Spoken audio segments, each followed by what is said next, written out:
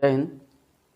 पिछली क्लासेस में हमने पढ़ा है subject, action, helping verb, sentence, question word आदि। ये एकदम बेसिक था। आपको पढ़ने लिखने के बाद उन्हीं सारी चीज़ों को पढ़ने की ज़रूरत है। आज हम थोड़ा सा आगे बढ़ते हैं। आगे बढ़ने से पहले एक चीज़ आप जान लें कि हम जो कुछ भी सीखने जा रहे हैं या जो कुछ भी हम सीखते हैं तो उसमें हम क्या सीखते हैं। जब भी अंग्रेज अपनी बातों को बोलता है तो कुछ न कुछ तो कहता ही होगा, और वह अपनी हर बात में या तो किसी काम की बात करता है या फिर किसी चीज़ की। अब वो अपनी बात में क्या कहता है, वही सारे तरीके हम अपने यहाँ सीखेंगे। हम हिंदी भाषा के माध्यम से हर बात, उसके यहाँ बोली जाने वाली हर बात को सीखने जा रहे हैं। ठीक है, तो ये कुछ शब्द लिखे हुए जैसे this, that, this, those, here and there. ये अंग्रेजी के शब्द हैं। इनको बोल करके अंग्रेज क्या बताना चाहता है और हम उससे क्या सीखते हैं या हम क्या बोलेंगे, यही हम सीखने वाले हैं। चले देखते हैं। दिस एक अंग्रेजी का शब्द है। हमारे यहाँ इसी शब्द को यह के नाम से जाना जाता है। अगर हम बात करें यह शब्द का इस्तेमाल कहाँ होता है, तो यह शब्द का इस्तेमाल हम किसी एक ऐसी चीज़ को बताने के लिए करते हैं जो पास में हो। जैसे यह एक मार्कर है, मार्कर एक है और पास में है, तो हमने यह शब्द का इस्तेमाल किया। अब यही बात अगर अंग्रेजी के तरीकों में कही जाए तो हम यह की जगह बोलेंगे दिस। यहाँ लिखा हुआ दिस मीन यह, तो अंग्रेजी में कहेंगे दिस इज़ अ मार्कर। जैसे यहाँ हम बोलेंगे यह एक मार्कर है, तो वहाँ बोलेंगे दिस इज़ अ मार्कर।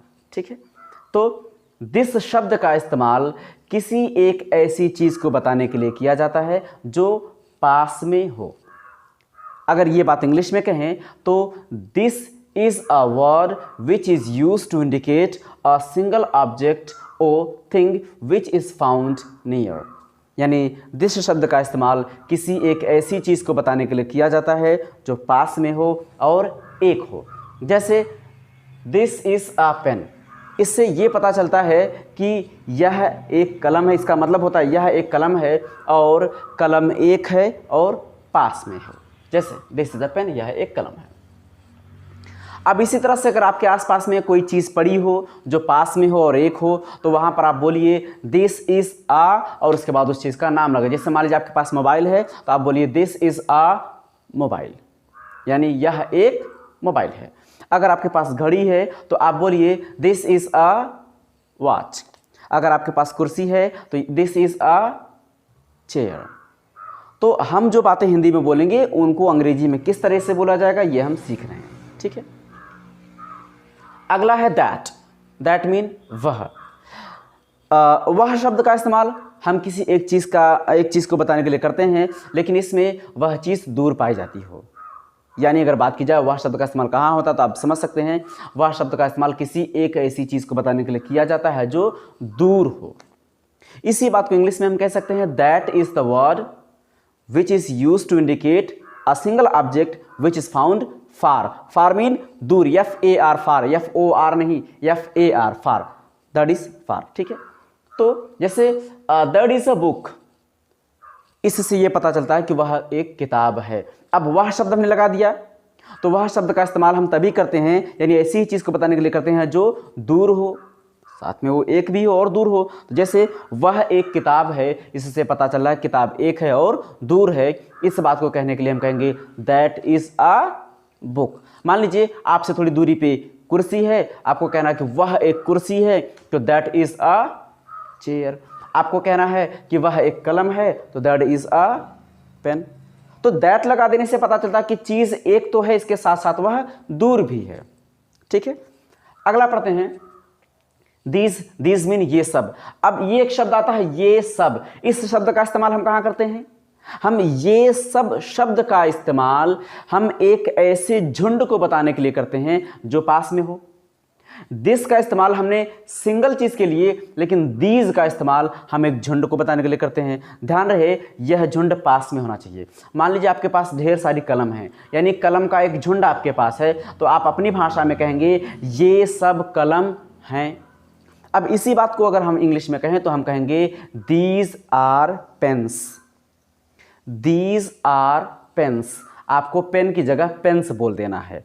अगर आपके पास किताबों का झुंड है तो आप कह सकते हैं दीज आर बुक्स। जैसे यहाँ पर लिखा हुआ है दीज आर गर्ल्स, यानी कि यहाँ मेरे पास में ढेर सारी लड़कियाँ हैं, एक नहीं ढेर सारी हैं, तो लड़कियों का एक झुंड हो गया। तो मैं कहूँगा ये सब लड़कियाँ हैं। इस बात को इंग्लिश में कहेंगे तो दीज आर गर्ल्स। अगर मुझे कहना है कि ये सब कुर्सियाँ हैं तो दीज आर चेयर्स। अगर मुझे कहना है ये सब मोबाइल हैं तो दीज आर मोबाइल्स। तो मैं जितनी भी चीज़ों का इस्तेमाल दीज शब्द के साथ कर रहा हूँ वो चीज़ें झुंड में हैं और पास में हैं।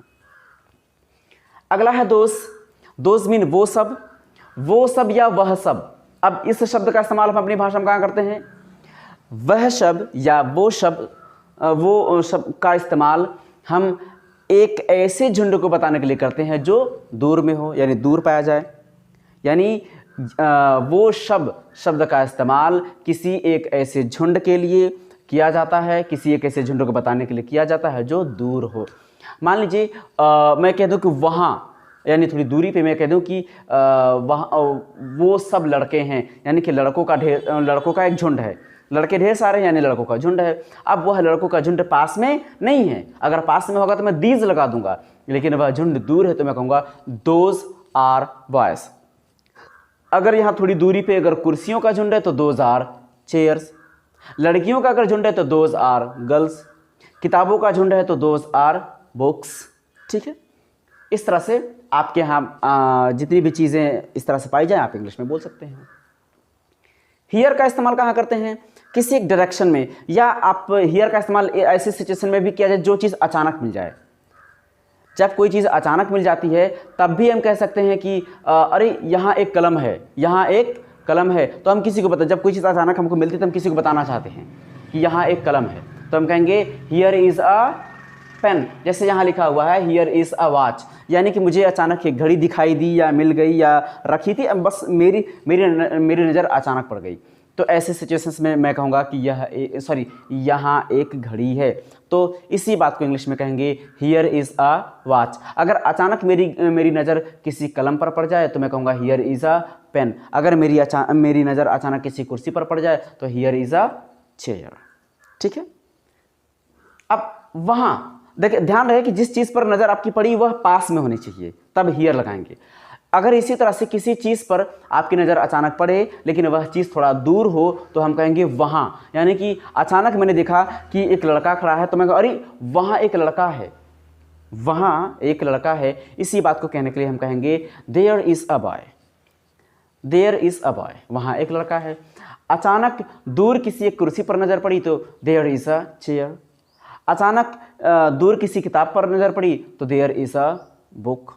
ठीक है, तो इस तरह से जितने भी शब्द हैं इन शब्दों का इस्तेमाल आप करें। यानी कि अब ये जितनी चीज़ें आपने पढ़ी है इन शब्दों से संबंधित जितनी भी बातें आपको बोलनी हो आप प्रयास करें कि आप उन बातों को इंग्लिश में ही बोलें, और इंग्लिश में आप कोशिश करेंगे तो डेफिनेटली आपको इंग्लिश आ ही जाएगी। तो आज के लिए इतना ही, दैट्स ऑल।